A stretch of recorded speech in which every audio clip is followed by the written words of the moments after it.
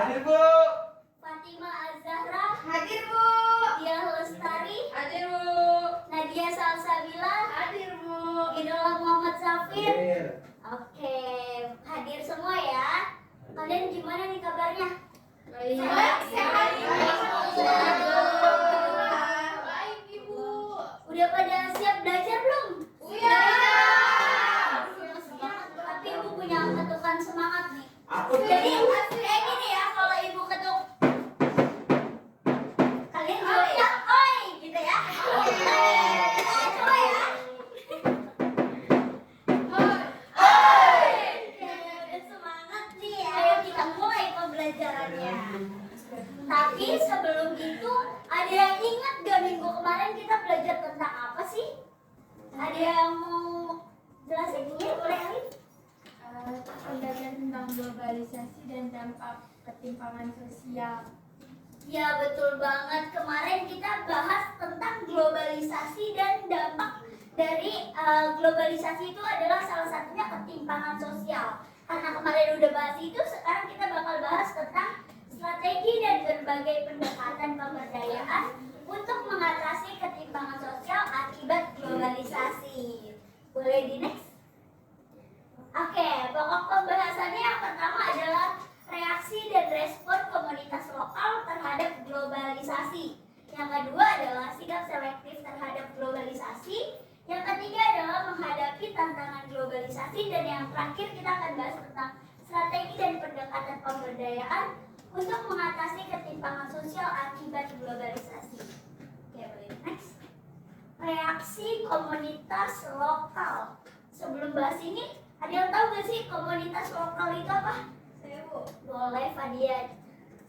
komunitas lokal adalah sekelompok orang yang tinggal di suatu wilayah geografis tertentu dan memiliki karakteristik budaya, sosial, ekonomi, dan lingkungan yang relatif sama atau mirip. Nah, contohnya itu seperti masyarakat adat, komunitas profesi seperti nelayan, petani, dan komunitas keagamaan. Wah, betul dan tepat sekali. Kita beri tepuk tangan yang lucu dong. Oke, jadi benar banget dalam menghadapi globalisasi ini mesti ada reaksi komunitas lokal nih. Reaksinya itu ada dua, ada yang setuju yaitu pro globalisasi dan ada yang menolak namanya anti globalisasi. Kelompok pro globalisasi ini kenapa sih menerima masuknya globalisasi? Karena mereka menganggap bahwa globalisasi akan membawa kesejahteraan dan juga akan membawa kemakmuran ekonomi bagi masyarakat di dunia. Contohnya itu seperti investor, terus juga pekerja industri modern, terus kita juga nih sebagai anak muda ya. Terus yang selanjutnya adalah anti globalisasi. Kenapa sih mereka anti gitu? Karena dalam pandangan mereka itu menentang dan mengkritik gitu, kritis terhadap proses globalisasi karena mereka khawatir kalau proses globalisasi ini akan membawa dampak negatif yang signifikan bagi masyarakat. Oke, boleh di next? Oke, selanjutnya ada respon terhadap arus globalisasi. Yang pertama ada globalisasi. Menurut Roland Robertson, globalisasi adalah pengaruh global yang ada dijadikan dan diubah menjadi sesuatu yang cocok atau dapat diterima oleh selera lokal. Di sini ada dua gambar nih. Ada yang tahu gak kenapa ini masuknya ke globalisasi? Gambar yang sebelah kanan dulu, yang ini. Siapa yang bisa jawab? Saya mau coba jawab Bu. Oke, boleh Rian. Gambar itu tuh merupakan contoh konkret dari globalisasi Bu, khususnya dalam hal kuliner. Dalam gambar tersebut steak itu dipadukan dengan nasi yang umumnya biasanya kan dengan mashed potato ya. Iya, Kalau di luar negeri itu penggabungan steak ini makanan yang merupakan makanan darat dengan nasi yang merupakan makanan pokok Indonesia. Itu salah satu penyesuaian budaya global ke dalam realitas dan selera budaya lokal. Wah, betul banget. Tepuk tangan dulu dong buat dia. Jadi benar banget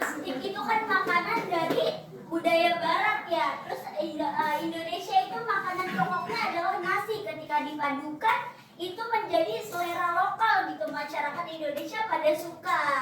Karena gambar yang tadi kanan udah, sekarang gambar yang kiri nih. Siapa yang bisa jelasin kenapa itu masuk globalisasi? Boleh Kesha.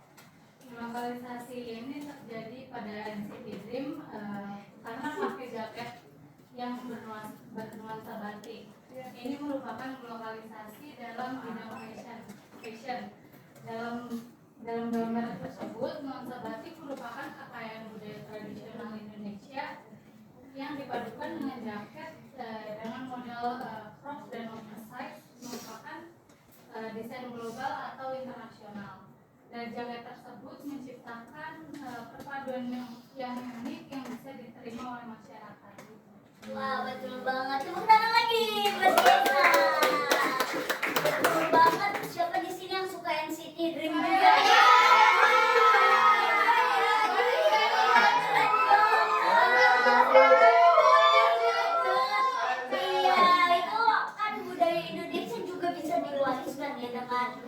Mereka dikasih sama Semina sama Angga nih, dikasih jaket yang model oversize dan apa namanya crop gitu. Itu kan model sekarang banget, terus ada nuansa batiknya gitu. Itu Indonesia ketika diterima itu cocok dengan selera lokal gitu kan. Oke, boleh di next. Oke, selanjutnya yang kedua adalah kreolisasi. Kreolisasi adalah mencampurkan unsur-unsur global yang ada untuk menghasilkan suatu penemuan baru.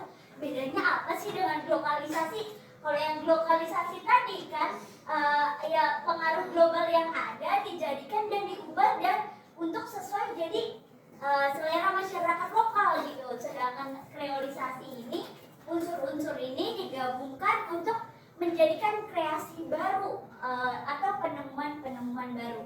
Tadi ada gambar, sekarang ada video. Boleh ditampilkan videonya? Nah, boleh simak dulu.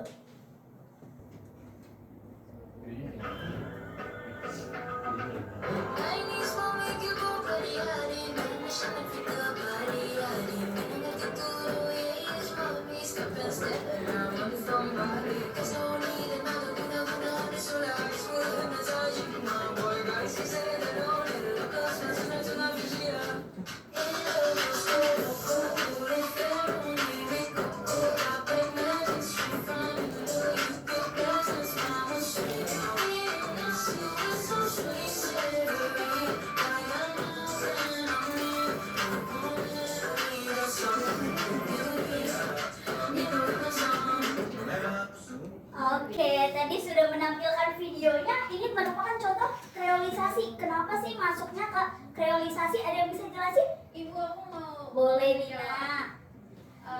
kenapa lebih masuk kreolisasi? Yang pertama kita bisa lihat itu ada kecampuran beragam unsur budaya. Kenapa sih disebut kreolisasi? Ini kan lagunya Jemu ya, kalau yang kita tahu itu lagunya judulnya adalah Indo Black Magic gitu.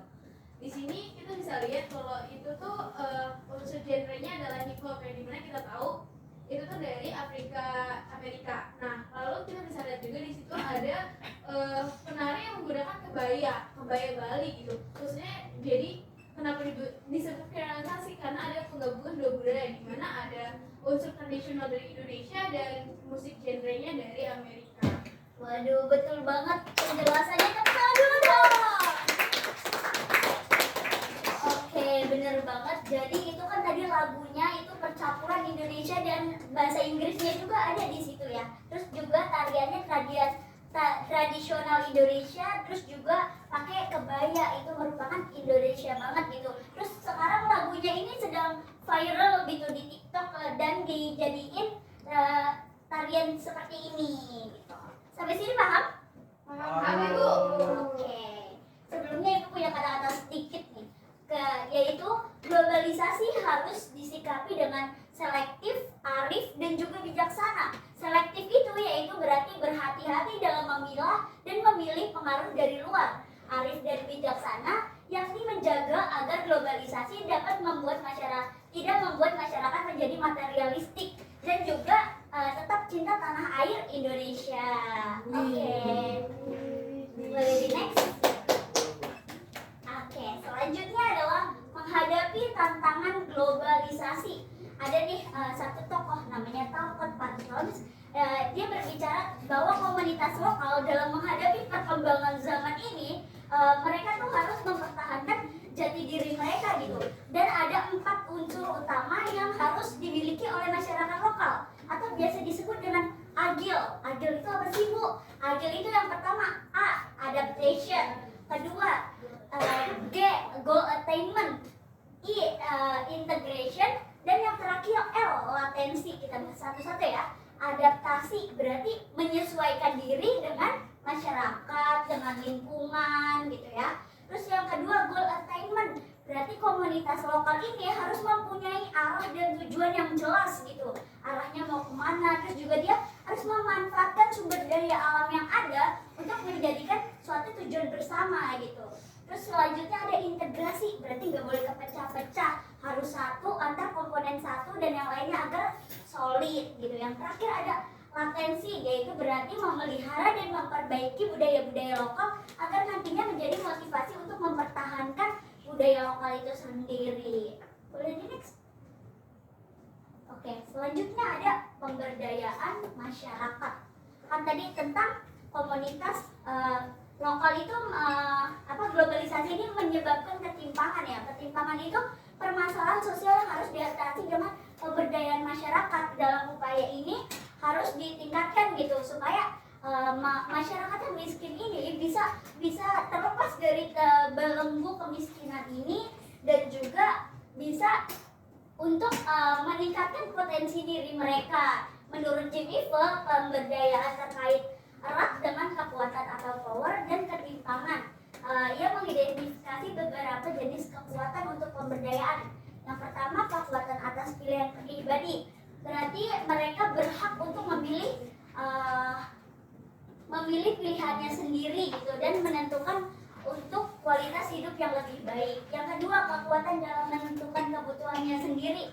Yang ketiga, kekuatan dalam kebebasan berekspresi. Yang keempat, kekuatan kelembagaan.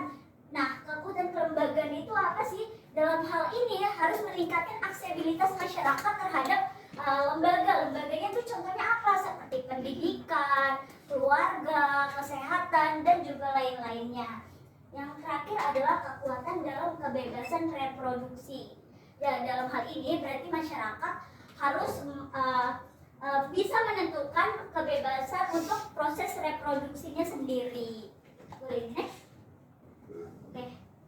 Siapa yang mau bersedia untuk membacakan tentang strategi pemberdayaan ini? Saya Bu. Boleh. Strategi pemberdayaan itu ada 3. Menurut Jim Eiffel ya Bu itu ya? Iya, betul. Menurut Jim Eiffel ada 3, yaitu perencanaan dan kebijakan yang merupakan membangun atau mengubah struktur dan lembaga untuk akses yang sama terhadap sumber daya. Yang kedua itu aksi sosial dan politik, yaitu perjuangan politik untuk membangun kekuasaan yang efektif. Yang terakhir itu ada pendidikan dan penumbuhan kesadaran, yaitu proses pendidikan untuk membekali pengetahuan dan keterampilan masyarakat. Baik, terima kasih ya Riri. Dari penjelasan yang sudah Ibu sampaikan tadi, ada pertanyaan dari kalian? Atau cukup nih? Cukup Bu, Cukup.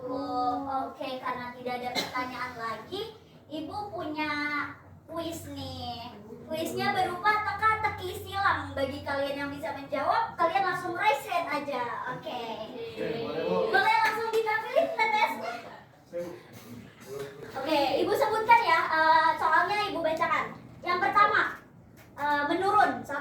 Kelompok yang menentang perjanjian dagang global karena dinilai akan banyak menimbulkan permasalahan sosial. Siapa yang bisa jawab? Saya Bu. Boleh. Apa jawabannya? Anti globalisasi. Coba betul gak anti globalisasi? Oke. Coba boleh. Anti globalisasi.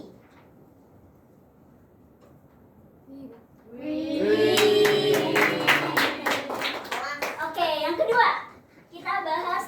Kedua soalnya adalah mencampurkan unsur-unsur global yang ada untuk menghasilkan suatu penemuan baru. Nomor 2, siapa yang bisa? Saya Bu. Boleh. Kreolisasi Bu. Coba bener gak jawabannya kreolisasi? Wih. Wih, benar. Oke, yang ketiga. Ketiga adalah memilah dan memilih pengaruh dari yang datang dari luar? Saya Bu, Iya boleh. selektif. Coba selektif, bener gak? Selektif. Bener.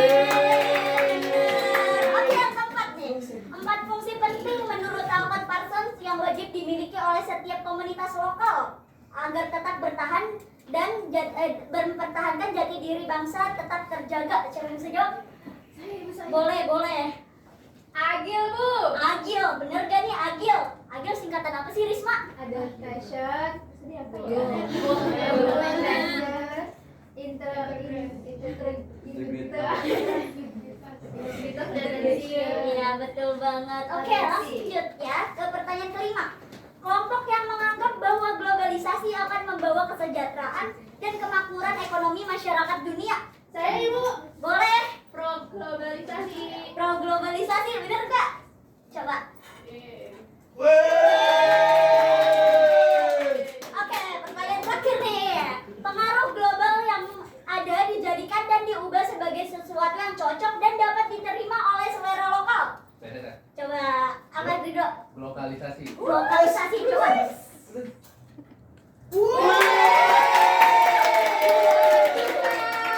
Benar sekali anak-anak di sini sangat memperhatikan, berarti nih sampai bisa mengerjakan ini dengan tuntas gitu ya, bisa benar semua jawabannya. Oke, Ibu rasa cukup ya pembelajaran hari ini, tapi sebelum Ibu tutup, Ibu mau salah satu dari kalian harus menyimpulkan nih pembelajaran yang sudah Ibu sampaikan hari ini. Siapa yang bersedia? Boleh raise hand aja. Saya Bu. Boleh Naya. Oke, jadi hari ini kita belajar tentang reaksi komunitas lokal terhadap globalisasi. Ada kelompok pro globalisasi dan kelompok anti globalisasi. Merespon masyarakat terhadap arus globalisasi, ada lokalisasi dan realisasi. Kemudian dalam menghadapi globalisasi diperlukan selektif, arif dan bijaksana. Dalam menghadapi tantangan globalisasi ada 4 fungsi penting, yaitu agil, adaptation, goal attainment, integration, dan latensi. Pemberdayaan masyarakat bertujuan meningkatkan hak kelompok miskin agar keluar dari kemiskinan dengan mengembangkan potensi mereka menjadi tindakan nyata. Betul banget, lengkap sekali jawabannya. Boleh tepuk tangan dulu. Oke, keren-keren banget. Karena kalian udah keren-keren, kalian boleh tepuk tangan buat kita semua. Oke, Ibu rasa cukup pertemuan hari ini. Terima kasih ya buat kalian yang sudah berpartisipasi aktif dalam pembelajaran hari ini. Kurang lebihnya Ibu mohon maaf. Kita ketemu di pekan depan ya. Terima kasih. Wassalamualaikum warahmatullahi wabarakatuh. Waalaikumsalam warahmatullahi wabarakatuh. Terima kasih, Terima kasih, Bu. Iya, sama-sama. Senang banget besok lagi. Hati-hati, Ibu cantik. Cantik banget, love you.